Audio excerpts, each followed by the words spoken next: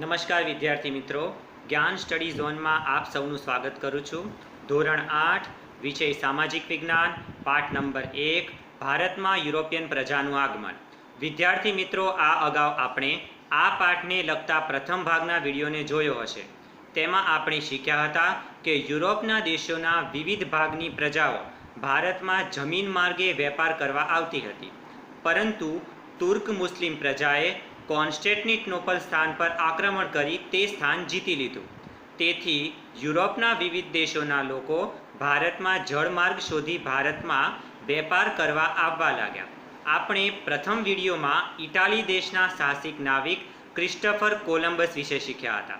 ત્યારબાદ યુરોપથી ભારત આવવાનો જળમાર્ગ શોધનાર પોર્ટુગલ દેશના સાહસિક નાવિક વાસ્કો દ ગામા અને ત્યાંથી આવેલી પ્રજાએ ભારતમાં વેપારી પ્રવૃત્તિ કરી તેના વિશે આપણે સમજ્યા હતા। હવે આપણે અહીં ડચ લોકો વિશે સમજીશું। પોર્ટુગલ દેશની પોર્ટુગીઝ પ્રજાના ભારતમાં આગમન થઈ ગયાના 100 વર્ષ પછી લગભગ 16મી સદીના અંત ભાગમાં ડચ લોકો ભારતમાં વેપાર કરવા માટે આવ્યા હતા।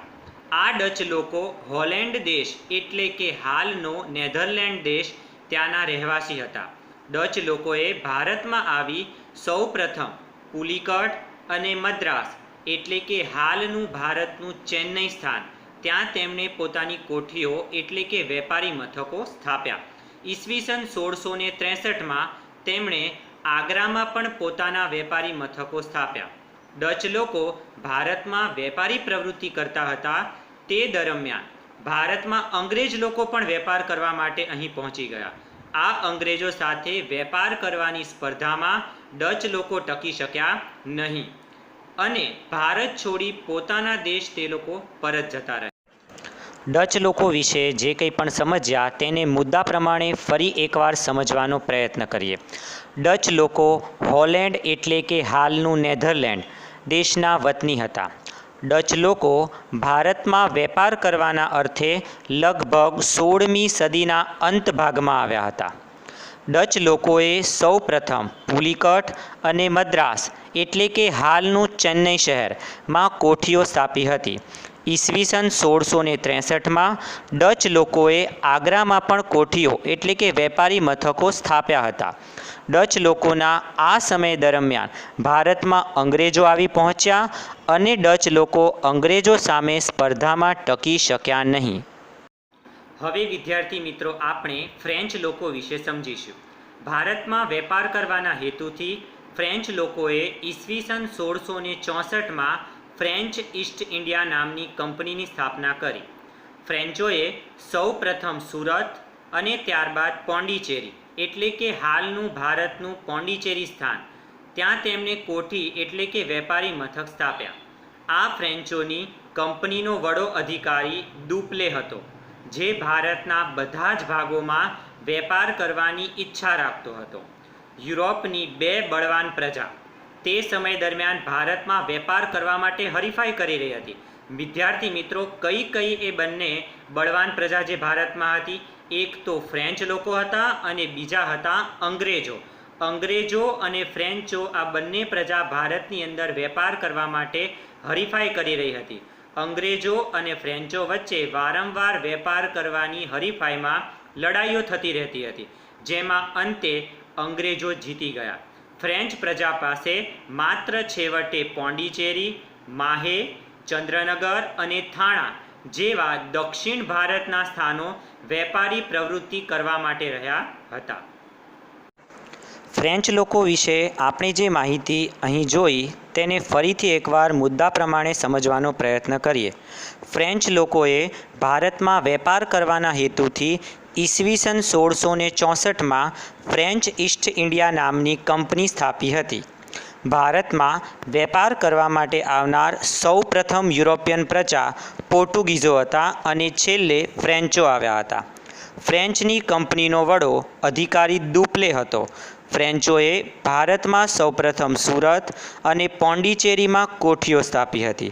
ફ્રેન્ચ લોકોને ભારતમાં વેપાર કરવામાં અંગ્રેજો સાથે હરીફાઈ કરવી પડતી હતી અને તેમની વચ્ચે ઘણી લડાઈઓ પણ થઈ હતી। છેવટે અંગ્રેજોએ ફ્રેન્ચોને હરાવ્યા અને અંગ્રેજ પ્રજા સફળ થઈ. ફ્રેન્ચ પ્રજા પાસે છેવટે પોંડિચેરી, માહે, ચંદ્રનગર વગેરે વેપારી મથકો રહ્યા હતા. હવે વિદ્યાર્થી મિત્રો આપણે અંગ્રેજો વિશે સમજીશું.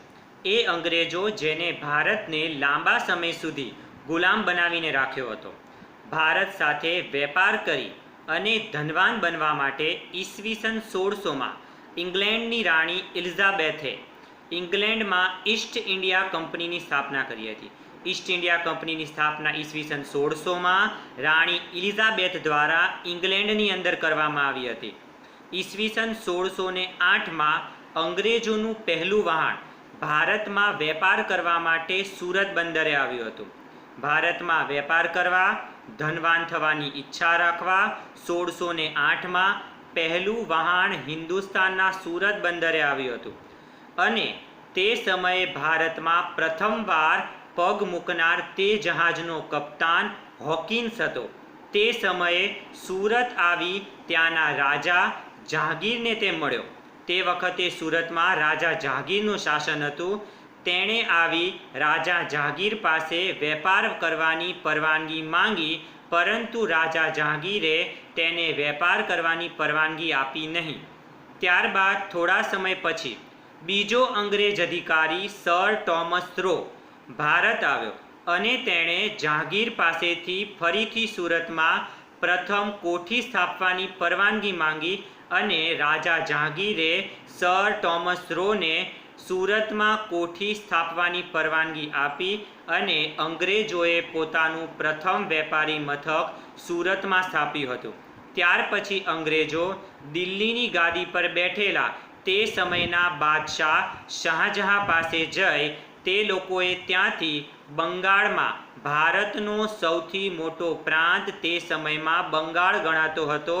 અંગ્રેજોએ દિલ્હીના બાદશાહ શાહજહાં પાસે જઈ બંગાળમાં વેપાર કરવાની પરવાનગી મેળવી લીધી હતી. અંગ્રેજો વિશે જે કંઈ પણ શીખ્યા તે તમામ માહિતીને મુદ્દા પ્રમાણે ફરી એકવાર સમજવાનો પ્રયત્ન કરીએ. ઇંગ્લેન્ડના કેટલાક વેપારીઓ ભારત સાથે વેપાર કરવાની ઈચ્છા ધરાવતા હતા અને ધનવાન થવાની ઈચ્છા રાખતા હતા. ઈસવીસન 1600માં ઇંગ્લેન્ડની રાણી એલિઝાબેથે ભારત સાથે વેપાર કરવાના હેતુથી ઇંગ્લેન્ડમાં ઈસ્ટ ઇન્ડિયા કંપનીની સ્થાપના કરી હતી. ઈસવીસન 1608માં ભારત સાથે વેપાર કરવા માટે અંગ્રેજોનું પહેલું વહાણ હિન્દુસ્તાનના સુરત બંદરે આવ્યું. આ વહાણનો કપ્તાન અંગ્રેજ હોકિન્સ હિન્દુસ્તાનની ધરતી પર પગ મૂકનાર પ્રથમ અંગ્રેજ હતો. હોકિન્સે સુરત બંદરે આવી ત્યાંના રાજા જહાંગીરને મળ્યો અને વેપાર કરવાની પરવાનગી માંગી, પરંતુ તેને વેપાર કરવાની છૂટ મળી નહીં. હોકિન્સ ઇંગ્લેન્ડ પરત ફર્યો. ત્યારબાદ સર ટોમસ રો નામનો અંગ્રેજ અધિકારી સુરત બંદરે આવ્યો અને જહાંગીર પાસેથી વેપાર કરવાની પરવાનગી મેળવી લીધી. ત્યારબાદ દિલ્હીની સત્તા શાહજહાં પાસે આવી અને શાહજહાંએ અંગ્રેજોને બંગાળમાં વેપાર કરવાની છૂટ આપી હતી.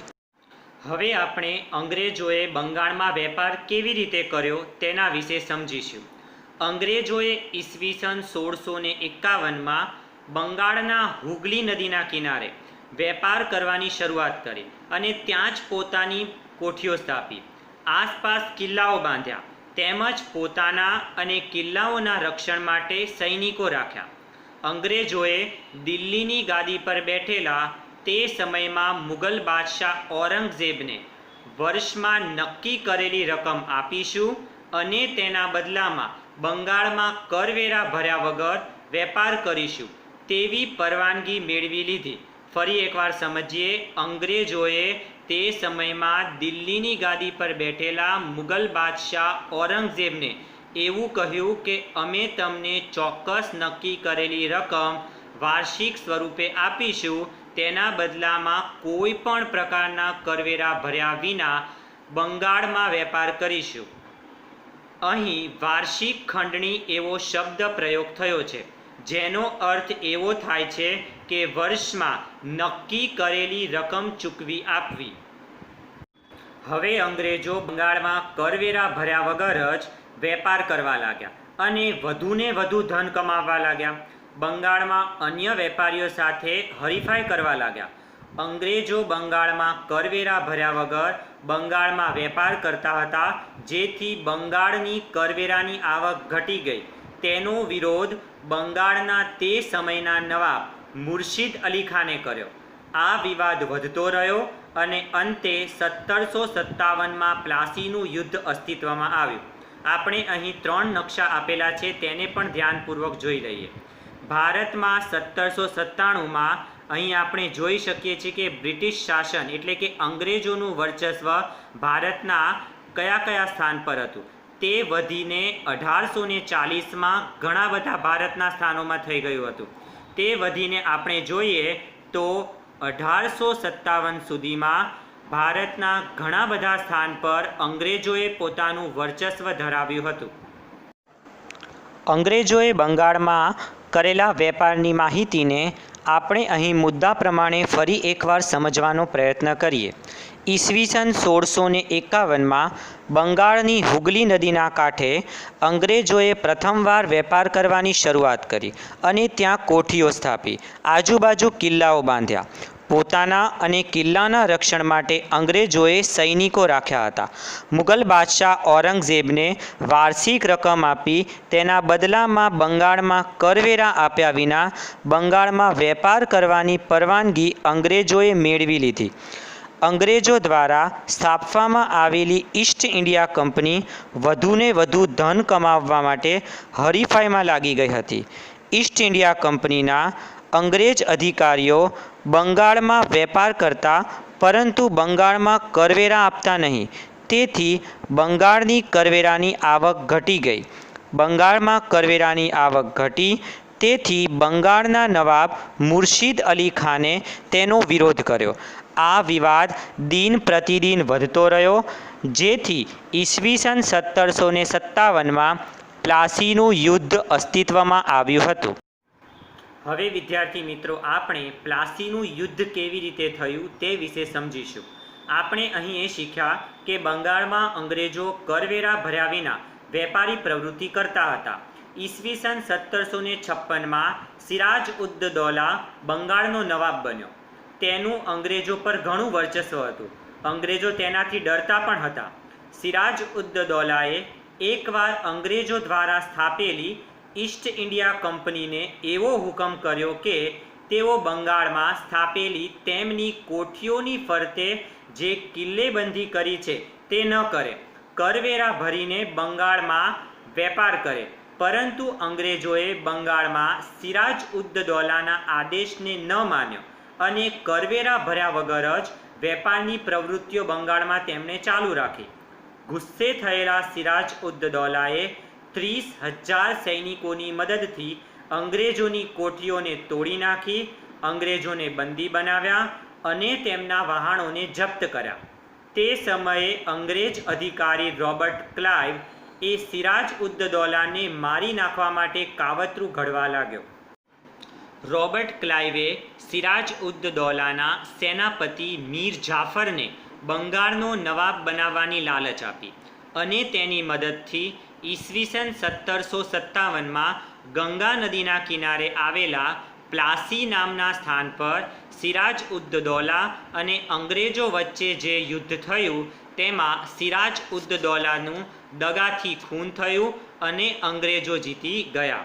ભારતના ઇતિહાસમાં આ ઈસ્ટ ઇન્ડિયા કંપનીની પહેલી લડાઈ હતી, જેમાં તેમણે જીત મેળવી હતી.